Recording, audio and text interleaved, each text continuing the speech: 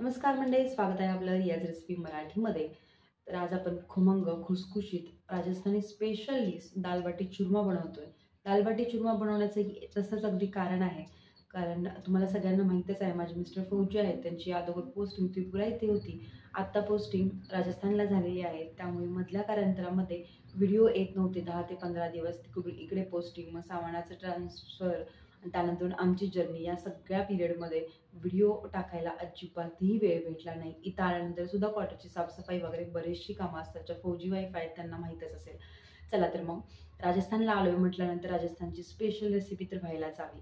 Rajasthan special दाल बाटी चुरमा बनवूयात, तेही एकदम सोप्या पद्धतीने आणि भरपूर साऱ्या टिप्स आहेत. चला पटकन रेसिपीला सुरुवात करूयात. तर बाटी बनवत असताना सुरुवातीला आपण इथे 2 वाटी गव्हाचं पीठ घेणार आहोत. गव्हाचं पीठ हे घेताना चाळूनच घ्यायचं आहे आणि अलगद हाताने भरून घ्यायचं आहे. जास्त वाटीमध्ये दाबून वगैरे भरायचं नाही आहे. 2 वाटी गव्हाच्या पिठासाठी 2 चमचे बेसन पीठ आणि 1 चमचा रवा घ्यायचा आहे. रवा घातल्याने बाटी एकदम खुसखुशीत होतात वरून. त्यानंतर अर्धा चमचा मीठ, अर्धा चमचा हळद, 2 ते 3 चमचे तेल आणि चिमूटभर सोडा घालायचा आहे. हे सगळं आपण जे पदार्थ घातलेले आहेत ते कोरडेच या पिठामध्ये व्यवस्थित मिक्स करून घ्यायचे आहे, जेणेकरून पिठाला व्यवस्थित चोळल्या जातील. हळद घातल्याने या बाटींना कलर खूप छान येतो. हे सगळं पीठ व्यवस्थित मिक्स करून झाल्यानंतर थोडं थोडं पाणी घेऊन हे आपल्याला पीठ मळून घ्यायचं आहे. पाणी हे नॉर्मलच घ्यायचं आहे, गरम वगैरे घ्यायचं नाही आहे. मस्तपैकी हाताने एकदम असं मसलून हे पीठ आपण तयार करून घ्यायचं आहे. जसं की आपण चपातीचा गोळा तयार करतो अगदी त्या पद्धतीने थोडं थोडं पाणी घेत घट्टसर आपल्याला गोळा बनवून घ्यायचा आहे. इथल्या पदार्थांची स्पेशालिटी म्हटलं तर याच्यामध्ये भरपूर प्रमाणामध्ये तूप वापरलं जातं आणि ही जी भट्टी आहे ना ती तंदूरवरती भाजली जाते. जेव्हा आपण बाहेर ही भट्टी खातो त्यावेळेस, त्याच्यामुळं याची चव जी आहे ती अगदी अप्रतिम लागते. त्यामुळं आपण काय करायचं, ही भट्टी जी आहोत आपण ती अगदी बाहेर मिळते त्याच पद्धतीने भाजून घेणार आहोत. ते कसं ते व्हिडिओमध्येच पुढे सांगते. सिक्रेट टिप आज मी तुमच्यासोबत शेअर करणार आहे बाटी बनवण्याची. ही जी बाटी बनवण्याची टिप आहे ती मला सुद्धा एक राजस्थानी मैत्रीण आहे तिच्याकडूनच समजली. याने बाटी आतून एकदम खुसखुशीत खमंग होतात. आपण जसं चपातीसाठी कणिक मळतो अगदी त्या पद्धतीने किंवा त्यापेक्षा थोडंसं घट्टसर हे आपल्याला पीठ मळून तयार करून घ्यायचं आहे.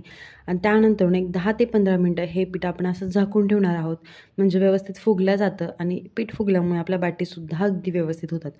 चला तर पीठ आपलं भिजतंय तोपर्यंत आपण डाळीची तयारी करूया. त्यासाठी काय करायचं ते बघू शकता. अर्धी वाटी मूग डाळ, अर्धी वाटी उडीद डाळ आणि 1 वाटी तूर डाळ घेतलेली आहे. याच्यामध्ये तुम्ही अर्धी वाटी मसूर डाळसुद्धा घेऊ शकता. पण एवढं लक्षात ठेवायचं की अर्धी वाटी तुम्ही जर का मूग डाळ घेत असाल तर त्याच्या डबल आपल्याला तूर डाळ घ्यायची आहे. ह्या सगळ्या डाळी स्वच्छ पाण्याने धुवून घ्यायच्या आहेत, कारण बऱ्याच वेळेला काय होतं, मूग डाळ वगैरे असते याला पिवळा कलर दिलेला असतो आणि धुतल्यानंतरसुद्धा तुम्ही पाणी बघू शकता पिवळं निघतं. त्यामुळे 2 पाण्याने या डाळी स्वच्छ धुवून घ्यायच्या आहेत. गरजेनुसार पाणी घालायचं, थोडंसं चवीनुसार मीठ घालून घ्यायचं आहे आणि हळदसुद्धा याच्यामध्ये घालायची. हिंगसुद्धा तुम्ही थोडंसं घालू शकता. त्यानंतरून झाकण लावून मीडियम गॅसवरती आपण 3 शिट्ट्या करून घेणार आहोत. तोपर्यंत आपलं पीठसुद्धा व्यवस्थित भिजल्या गेलेलं आहे. आपल्या एका साईडला कुकर होतोय तोपर्यंत आपण बाटी तयार करून घेऊया. मध्यम आकाराच्या बाटी आपण ह्या बनवून घेणार आहोत. जसं की आपण चपातीचा गोळा बनवतो त्यापेक्षा थोडासा कमी साईजचा हा आपल्याला गोळा तयार करून घ्यायचा आहे. गोळा तयार करत असताना व्यवस्थित हातावरती गुळगुळीत करून घ्यायचा आहे. तुम्ही तुमच्या अंदाजानुसार लहान मोठ्या करू शकता. तर इथे बघू शकता काही जण काय करतात, पाण्यामध्ये या बाटी ज्या आहेत त्या सगळ्या उकळून घेतात आणि त्यानंतर तुपामध्ये फ्राय करून घेतात किंवा शॅलो फ्राय करतात, किंवा मग कढईमध्ये खाली मीठ टाकून त्याच्यावरती एखादी जाळी किंवा प्लेट ठेवून त्यावरती या बाटीसुद्धा शेकतात.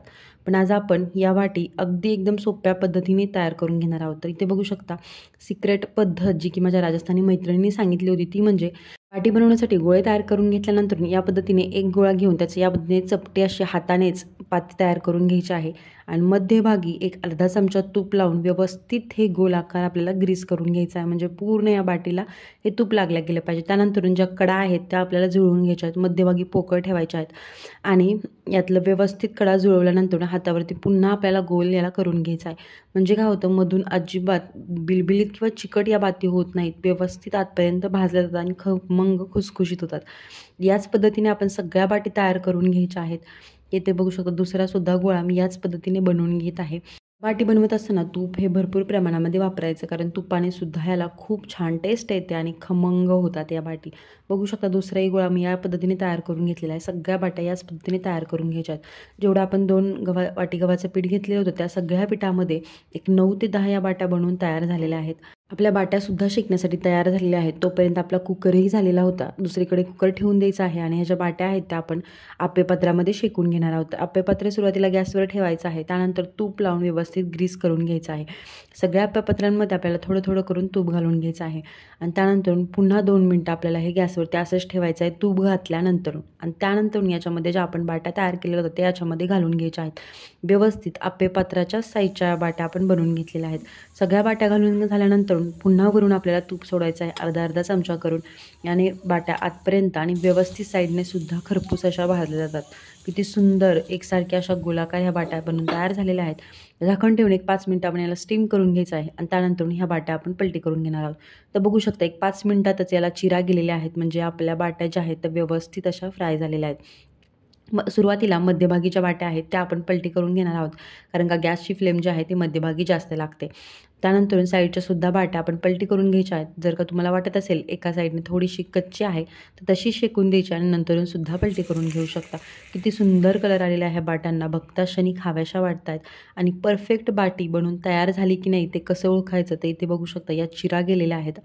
सगळ्या वाट्यांना आपल्या A to Z वाट्यांना या पद्धतीने भेगा पडलेल्या आहेत, चिरा पडलेल्या आहेत. म्हणजेच याने काय होतं, बाट्या ज्या आहेत त्या आतपर्यंत भाजल्या जातात आणि एकदम परफेक्ट बाट्या बनून तयार झाल्याची ही निशाणी आहे.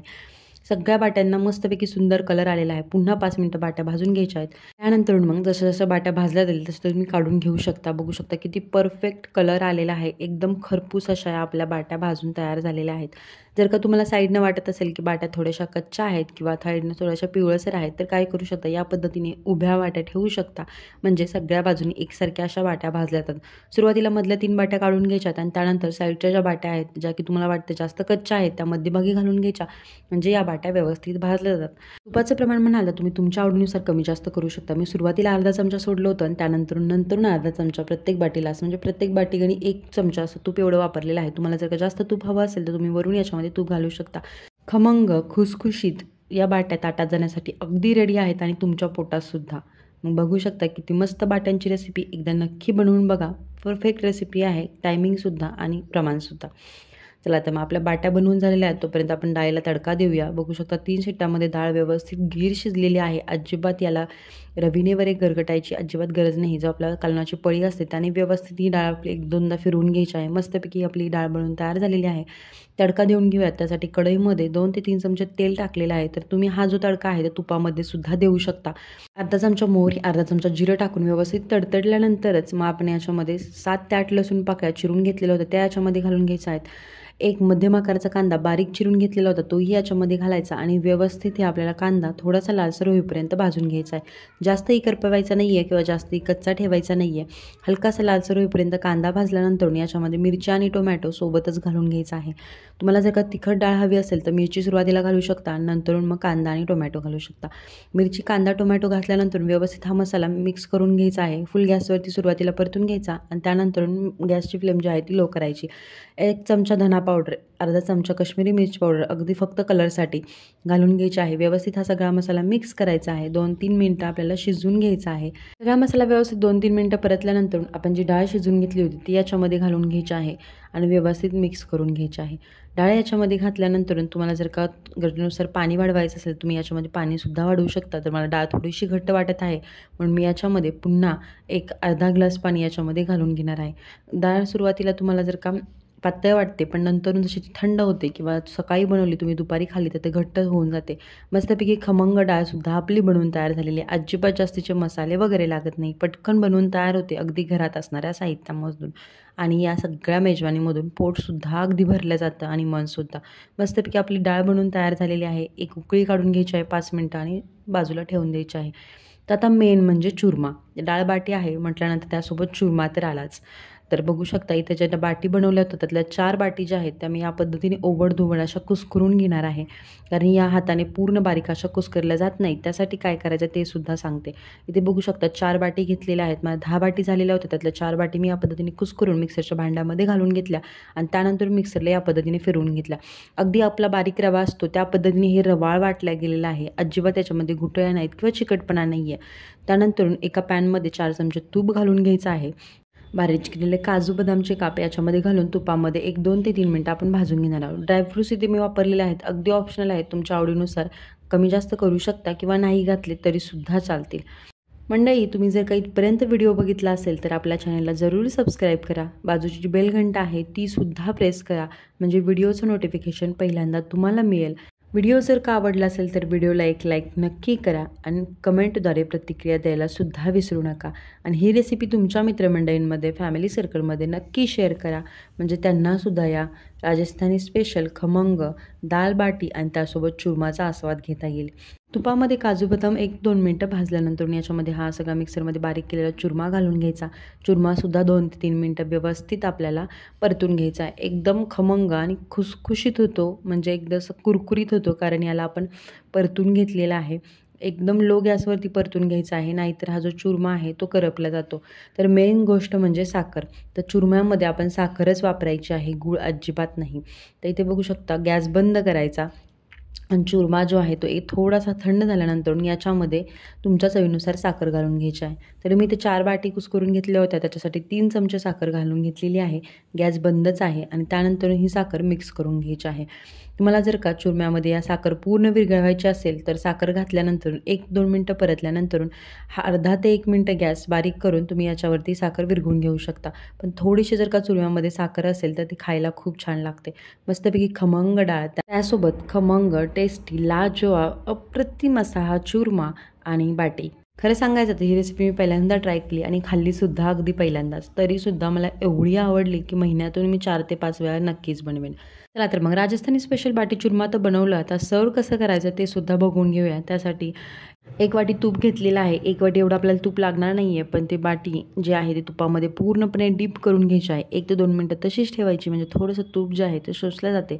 त्यानंतर दुसरी बाटीसुद्धा आपण याच्यामध्ये घालून डीप करून घेणार आहोत तुपामध्ये 1 ते 2 मिनटं तशीच. त्यानंतर या पद्धतीने आपल्याला थोडीशी मॅश करून घ्यायची आहे, म्हणजेच फोडून घ्यायच्या आहेत बाट्या आणि वरूनसुद्धा 1 ते 2 चमचे तूप व्यवस्थित याच्यामध्ये घालून घ्यायचं आहे. तुपामुळे या बाट्यांना खूप खमंगपणा येतो, त्यामुळे वरून तूप घालायला अजिबात कंजूसी करायची नाही आहे.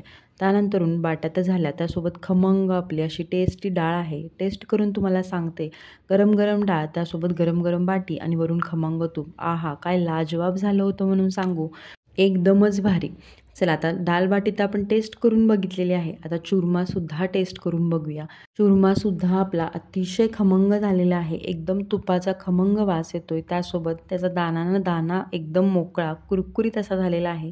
1 चमचा चुरमा खाऊन काही मनसुद्धा भरणार नव्हतं, त्यामुळं मी चुरमा टेस्ट करून बघते. एवढा अप्रतिम झाला होता, 1 चमचा खाल्ला की दुसरा चमचा आपोआपच तोंडामध्ये जातोय. चला तर मग पुन्हा भेटूयात अशाच आणखीन एका नवीन रेसिपीसोबत. तोपर्यंत व्हिडिओ बघितल्याबद्दल थँक्यू.